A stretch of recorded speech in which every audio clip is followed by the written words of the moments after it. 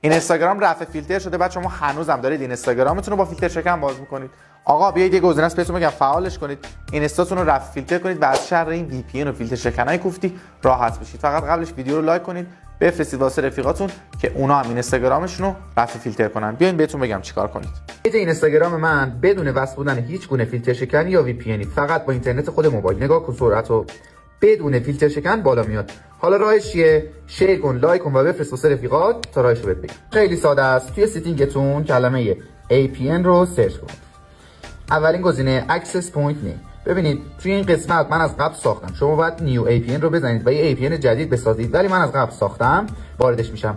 توی قسمت نیم google.com رو وارد بکنید و توی قسمت APN هم google.com رو وارد بکنید، سیوش بکنید و تیکش رو فعال بکنید. توی این حالت اینستاگرامتون کاملا ضد فیلتر میشه.